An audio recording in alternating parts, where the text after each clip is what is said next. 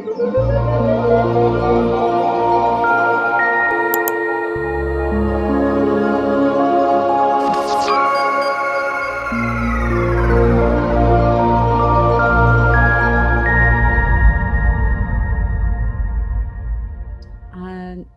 presentation, following on from some of what Dr. Richard Thornton had just said, will be a presentation by Ricky Archer on the cultural land management project that's getting started right now. Thank you, Desiree. Thanks to everyone here in the room and everyone online. For those that haven't met me, my name's Ricky Archer. I work for NAILSMA. I'm a Jungan man from northwest Queensland, not of northwest region of North Queensland, up on the tablelands. There are a couple of really good opportunities to talk about today, and it was really good to have Otto and Ted and listen to their presentations earlier on. We're going to try and look at some opportunities to build on some of the themes and concepts that they would have talked about, and to flag, this forum today is part two of a bigger picture. So just to flag that, this morning and yesterday we've had a workshop around more so the utilisation components, but the best thing that has come out of that has been strong communications avenues from people on the ground, traditional owner groups in remote communities, and key agencies in the emergency response space, both in Queensland and Northern Territory, and via online with Western Australia. Quick snapshot of NAILSMA, just to provide some further context. So NAILSMA stands for the North Australian Indigenous Land and Sea Management Alliance. We work broadly across North Australia in the land and sea management space. It's developing into an overarching theme of improving Indigenous livelihoods. We've looked at the opportunities on a couple of projects we've been working on that incorporate emergency response and some of the issues and frameworks that need to be in place for traditional owners and ranger groups, as an example, to participate effectively. So I wanted to talk to you about this cultural land management project proposal that we've been working on. So I work closely with Jeremy Russell-Smith, and we've had a lot of ideas for a long time about finding potential platforms. So we've developed a proposal and are working with Bushfire's Natural Hazards CRC. And what we're aiming to do is to maybe think about things a bit differently in terms of how we can set some priorities and how we can maybe look at things through a different lens to enable for better on-ground outcomes. So this morning and yesterday, we've been having these discussions with people from Cape York and Northern Territory around some of the issues that happen on their country, on their estate. And we've always used the example and the platform of North Australia linked to a tenure ownership or a land ownership discussion or reasoning. When we factor in that, North Australia from the 26 degrees south line and above is just under 80% exclusive native title or Aboriginal freehold. If you added in non-exclusive native title or land that's in an active claim, it's probably closer to 90%. Regardless of the numbers, a big issue that we talked about is having, representation in different program areas that was reflective of the amount of country and land and sea that Aboriginal people own and manage. There are a few complex arrangements that sometimes can be enablers, but they can sometimes be barriers. Within this cultural land management proposal, would like to develop maybe some solutions and potential frameworks that could address that. But I suppose without going into detail about it, maybe just asking the questions around, you hear cultural land management, what is it? What are the opportunities in it? What's the current status quo? We see a lot of exposure around the role that Indigenous ranger groups play in fire management across North Australia,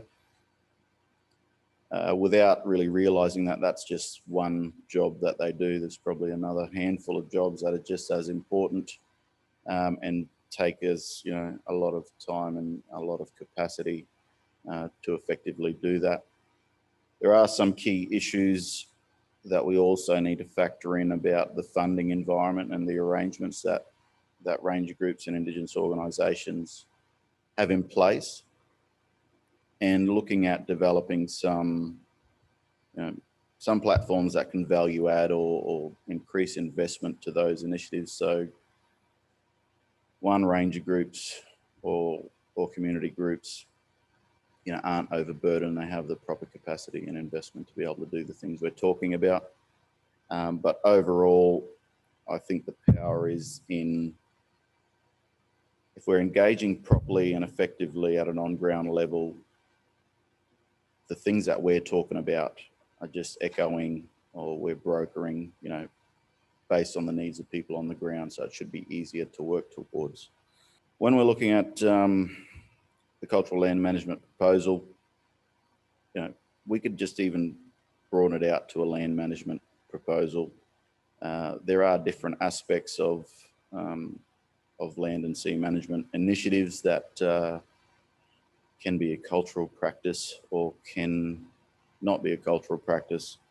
I think overall we've missed an opportunity to properly value the two concepts of cultural land management and just land management.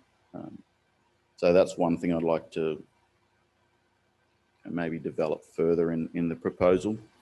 I think I'd like to develop some solutions around funding models that work, and we know, the different arrangements, and a ranger group example might have 3 to 4 different sources of funding. Sometimes they are pretty specific in what you can invest that funding into, and sometimes we need to enable a bit more flexibility so they can participate, as an example, in the emergency response space. Sometimes that is a challenge because there are different arrangements, state, federal, private, corporate and philanthropic funding avenues that ranger groups work with. One really cool idea that I've been trying to develop further and will be a key part, is based off some discussions I've had with people in Southern Cape York and Central Cape York, where there's a big chunk of national parks. I think the relationship and partnerships opportunities, there is a long way to go, but there are some really good examples. One of the things I thought that we can make some impact around was thinking about a co-design or a co-development of a best practice framework for how things should be done on country. So the case study I wanted to pull out in this proposal was maybe targeting a national park where you've got surrounding traditional owner groups, native title holders, ranger groups, etc., and having a management framework for fire, but having it co-endorsed by the department and by traditional owners, where you could incorporate obviously traditional knowledge as a key component to how that rolls out, but also in terms of the risk management and the importance of meeting legislative requirements that the parks would have to adhere to. There's also an opportunity within that. We always talk about and hear about two-way learning and the opportunities for Western science and traditional science, traditional knowledge to be integrated. but we need to have some testing grounds to actually put things in place and implement. And, in terms of a research activity or initiative, this is something I'd like to put a bit of energy into. It would be a scalable, I think, development, starting small, making sure we're closely aligned to the needs and aspirations of people on the ground, providing some brokerage around good partnerships with agencies like Parks and Wildlife, Queensland Parks and Wildlife in that case. But if the concept could be proven and work there, it's got the potential to scale up massively. We've had similar discussions, this is outside the context of North Australia, but there's a lot happening with Victoria Parks and how they're integrating traditional fire management practices. But I think we don't want to get stuck into rushing into something too quickly without properly valuing the different parts and pieces that will form this bigger picture. I think the example of that best management practice, or kind of a co-endorsed industry standard, is something I haven't seen before and would like to, maybe test it with a few key people and players. I'd hope that those types of discussions and platforms would help influence the CRC in how they set priority around themes in the next iteration of the CRC. I suppose the easiest way to start is having some regional workshops, sort of looking at the Cape and the top end as and maybe a sharing workshop at the end where we have some participants from all over come to. But just taking the next step from just talking about things and talking about priorities and having them sit there until next year when we have another workshop, trying to put a lot more energy into the action component of what we talk about. I know we have to have our strategy, pretty clear, and making sure engagement consultation is done properly and effectively. But sometimes we don't put the effort towards making that action happen on the ground. So I'm trying to do this through we're maybe establishing a couple of case study areas in this proposal. In terms of that cultural land management pitch, that's the sort of concept. A couple of key things that have come out of the last days and yesterday workshops is the two different structures that we're operating in. One, the more formalised government structure that really is risk averse and have some really high level targets and legislative requirements that they have to meet. And then when you look at the examples of some of the things that both Ted and Otto would have talked about, you see a not much more complex, but just a different systematic approach to how things are represented. And the key message I've been saying in the group sessions, earlier is let's have a look at the years that it's taken to develop these standards, these structures, and these governance systems. We've got the example of an emergency response framework that government agencies may lead. If we're lucky, they've had 10, 20 years of development and continuity. Again, if we're lucky, look across through the other lens and seeing a cultural governance structure that's been developed well over 30, 40, 50,000 years. I think we miss an opportunity to properly value that the way it should be. And I think it's worthwhile and thanking Otto and Ted for the amount of sharing that has came out over today and yesterday. Surely that that opportunity can build and should build into something much bigger. A component of that would be a priority for me and the work NAILSMA's doing, and how we ensure that the value of cultural intellectual property and this knowledge that's being shared is properly valued. One thing I'd like to also look at is how we can better leverage things that are going on and avoid the common duplication of discussions that happens in North Australia. And we see that from an organisational perspective. But I think a lot of us maybe don't realise the level from a remote community perspective, and I used this example this morning as well. You know, Ted and Otto would probably have 10 to 20 different agencies go and have similar discussions, and they all point back to the same cultural governance structures that work with them. And it's taken those opportunities, you know, communities have adapted and developed things around those solutions, but we haven't seen it as much on the agency side.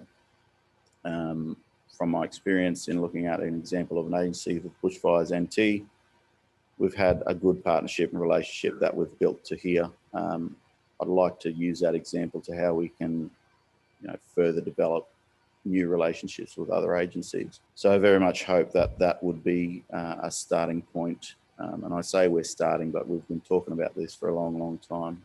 Otto's been talking about this for a lot longer than me. But again, it's the start of a hopefully strengthened you know, partnership and going forward. That's pretty much it from me. I didn't have a presentation, apologies. I thought it was best just to talk through this. You guys have had a bit of time in looking at PowerPoints anyway. Thank you, Desiree, and thank you, everyone else. Thanks to those online as well. Thank you so much, Ricky. There will be no question Okay, because this is the program that's coming into the future. So thank you. Thank you so much.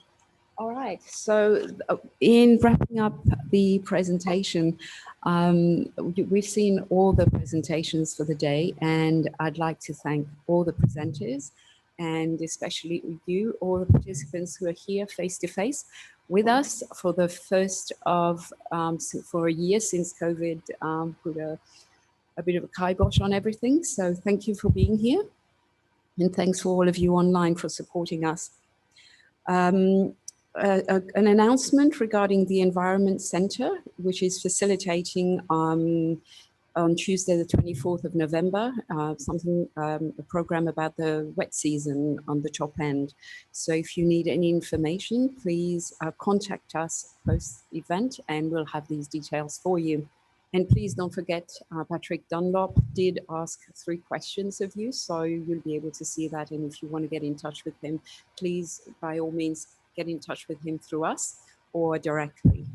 If there are any further details or any questions you'd like to ask that come up after this, this meeting to the researchers, we will send it to us and we will send it to the researchers. We'll contact you directly and answer you or through us again. I'd like to say a special thank you to the team here at Charles Darwin University. They've been wonderful hosts to all of us since yesterday's workshop, bringing in all these people for that utilization meeting. There's been a lot of sharing, a lot of knowledge, a lot of things that were known from time we've been speaking, but still the movement goes forward. So that's been a very fruitful engagement that's happened here in Darwin.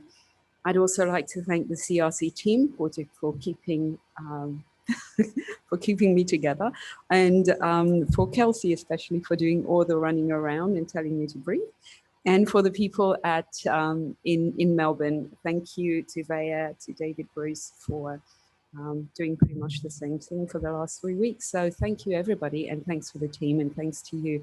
Safe travels for all of you who've still got planes to catch or to a long journey. I know some of you do. And we'll see you next time. So thank you so much.